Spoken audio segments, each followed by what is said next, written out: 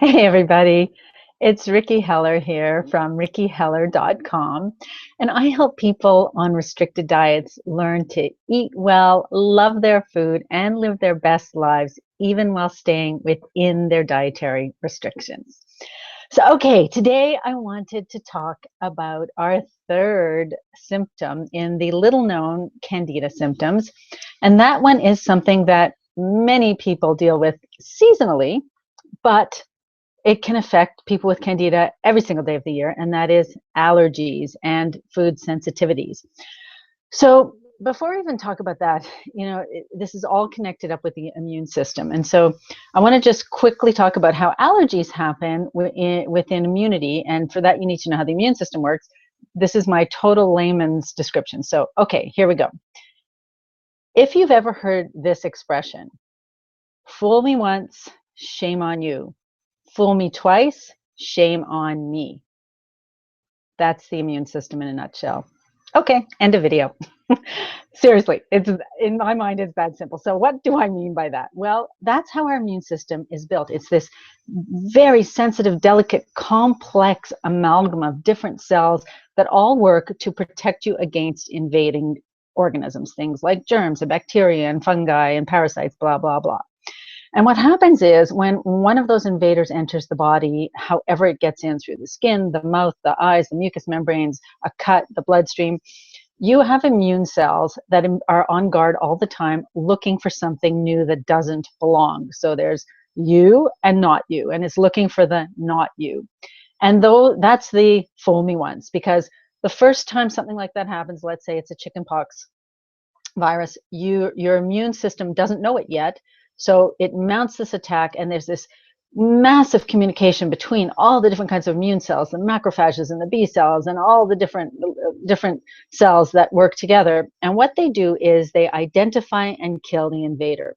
But once they've killed it, they basically scan it and take it's as if they have forevermore picture of that exact invader.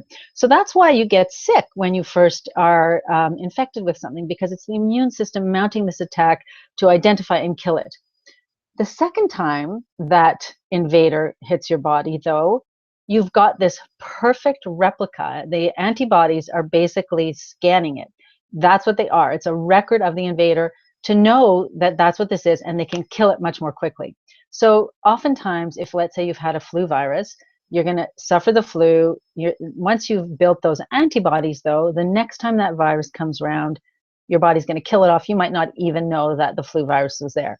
Why then do we keep getting the flu over and over? It's because the viruses mutate. It's not the exact same virus the next winter as it was the previous winter.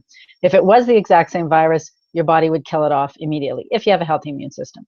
So that's why we don't get repeat visits from things like chickenpox or measles, because mostly they're the same organism that is going to hit the body over and over, and your body already recognizes it and kills it.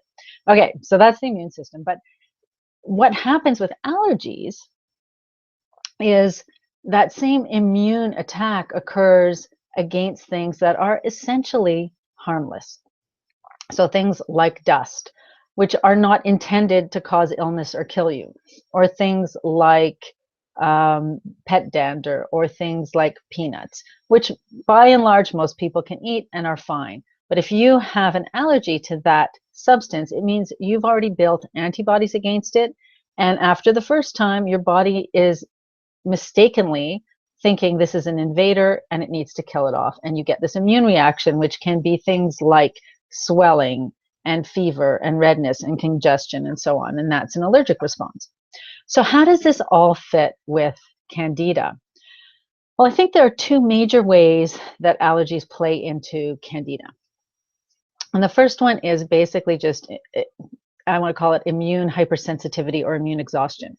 So when your body is dealing with Candida and you have an overgrowth of the Candida, your immune system is constantly trying to kill it off, at least the Candida it can recognize. And so your immune system's on high alert. It's like hypervigilant. It can become exhausted, and then it's going to start making mistakes. And that's where you're going to get these allergic responses to things that aren't necessarily meant to have an allergic response, like normal foods that you may have eaten for years. You're suddenly going to become allergic to them, or technically, it would be more of a food sensitivity where you might even have a delayed response to that food. But I think the more common connection between Candida and food allergies, and again, I'm using the word allergies here, it can be an immediate response, which is considered a classic allergy, but I'm talking more about what we refer to as food sensitivities, which are often a delayed response. And we don't even always know which is why we have that response, which is why it's great to keep a food diary when you have Candida to see if perhaps you have a response to a certain food, not always immediately, but maybe a day or two later. And this is why. So most people with Candida are also dealing with leaky gut. It's just they seem to go hand in hand. So I've talked about leaky gut before, but again, in my sort of basic layman's version of leaky gut, I always describe the intestinal tract as a very fine fishnet stocking. If you think of that like a long tube cut off the toes, so that you have a tube with an opening on one end and an opening on the other end. We've got the mouth and the anus and the tube all between. And it's a fishnet stocking. And if you imagine that this fishnet was built with holes that are the exact right size and shape for fully digested food to get through. Because what's happening is, as it goes through the digestive tract, it's being broken down and it's going through those holes into the bloodstream where it's basically feeding you with the nutrients that you need.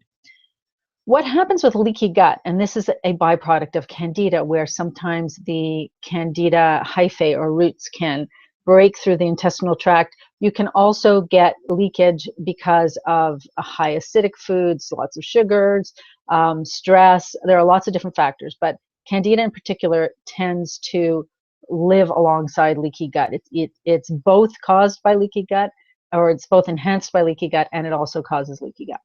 So imagine that fishnet now with these little micro tears in it. So each hole is no longer exactly the same size and shape. You have some that are bigger than they should be. And what happens is food is broken down and broken down. But now some of those particles can get through those holes when they shouldn't because they're too big. They're not completely digested yet. And when they escape through those holes into the bloodstream, your well-functioning immune system, which is on high alert, is going to say, wait, this isn't what's supposed to be in here. I'm going to react to this. And it's usually the proteins that it reacts to. So you're going to build antibodies to those foods, to those particles. And after that point, you're going to have antibodies to foods that you weren't allergic to before. And because this is occurring way down in the gut, it may not happen the second you put it in your mouth. It may take a while for it to go through the digestive tract to reach that leaky gut and then to be disseminated into the bloodstream where it shouldn't be, where the immune system reacts to it. So for a lot of people with Candida and leaky gut, they're experiencing increased food allergies. I had one client who we would meet every week on the phone for 6 weeks, and virtually every time we had a phone call, she had new allergies and food allergies, and they're going to begin to multiply as well as you move along. So for people with Candida, this is a real problem of all kinds of new and increased food sensitivities and allergies that you didn't have before. And we don't always connect it to the Candida because it's so connected to the gut and the immune system.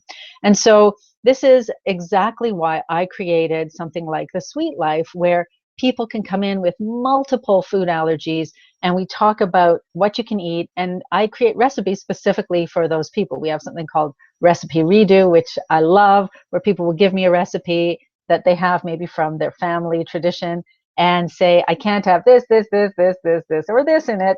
You know, I can only have one of these ingredients, but can you redo this in a way that I can eat it?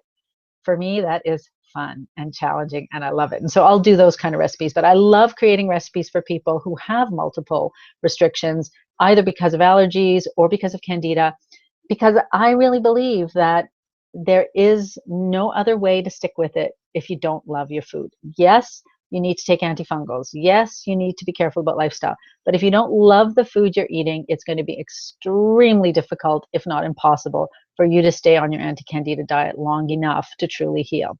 So it's really important to heal that gut. And a lot of people find that the allergies tend to diminish after they've done that, after they've healed the gut, after they've cleared the Candida. But in the meantime, you got to eat, right?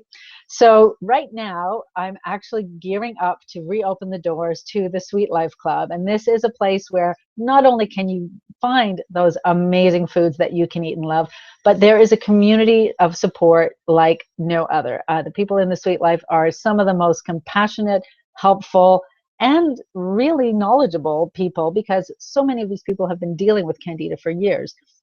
It's a great support system. So stay tuned. The doors are going to be opening in just a little while, and I can't wait to welcome some more people into the club.